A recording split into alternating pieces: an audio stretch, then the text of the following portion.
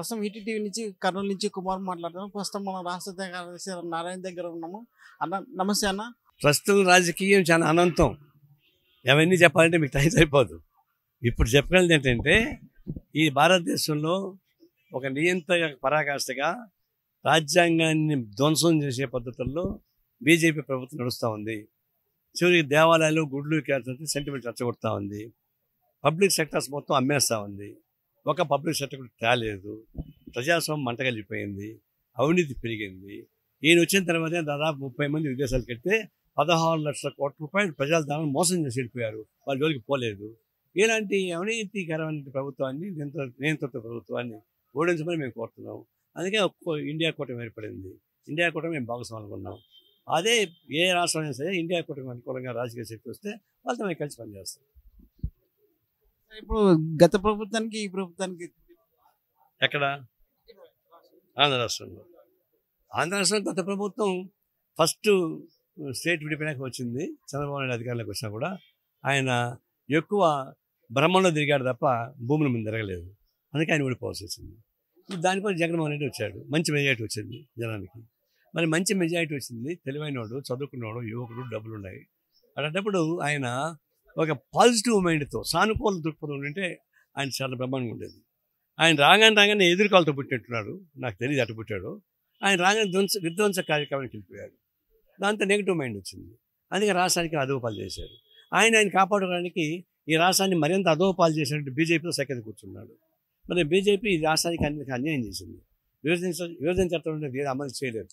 అలాంటి తెలుగు ప్రజలు శత్రువుగా ఉన్నటువంటి బీజేపీతో అడ్జస్ట్మెంట్ చేసుకొని కలిసి పనిచేయడానికి ఈయన పనిచేస్తున్నప్పుడు జగన్మోహన్ రెడ్డి ఆయన విధంగా మేము నిలబడుతున్నాం.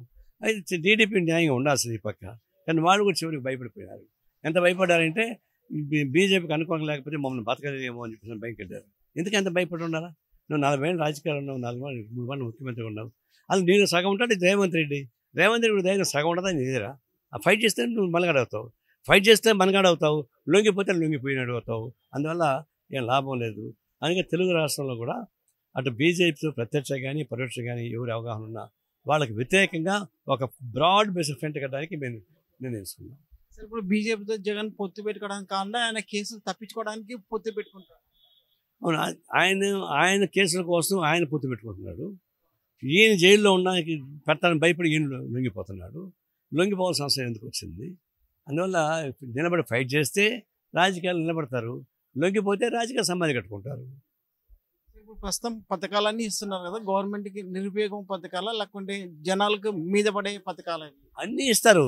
ఒకటిను తెలంగాణలో కూడా అన్నీ ఇచ్చాడు. ఎందుకు ఓడిపోయాడు? ఆయన అవినీతి, అహంభావం, అప్రజాస్వామ్యం ఈ మూడే ఓడిపోయింది. ఇప్పుడు జగన్మోహన్ రెడ్డి కూడా అవినీతి పెరిగిపోయింది, అహంభావం పెరిగింది, అప్రజాస్వామ్యం పెరిగింది. ఈ మూడే ఆయన ఓడించిపోతారు. అంతేగాని సంక్షేమ పథకాలను గెలిపించదు. ప్రస్తుతం ఈ 24 ఎలక్షన్లో అంచనా ఎవరి? మేము ఆశించే పద్ధతులు రావాలి. కేంద్రంలో మోడీ ప్రభుత్వం పోవడానికి సిద్ధంగా ఉంది. ఇండియా కూటమి రావడానికి అనుకూలంగా ఉంది. ఆ నేపథ్యంలో రాష్ట్రాల్లో మార్పు జరుగుతుంది అనుకుంటున్నాను. Hit TV presents like, share, comment. TV వాళ్ళకు కూడా నేను ఒక సర్ప్రైజ్ ఇద్దాం అనుకుంటున్నాను. మీరు మాత్రమే జెస్సీ ఎందుకు అయ్యారు? ఇలాంటి అమ్మాయిలకి పిలవడానికి బాగుంటుంది.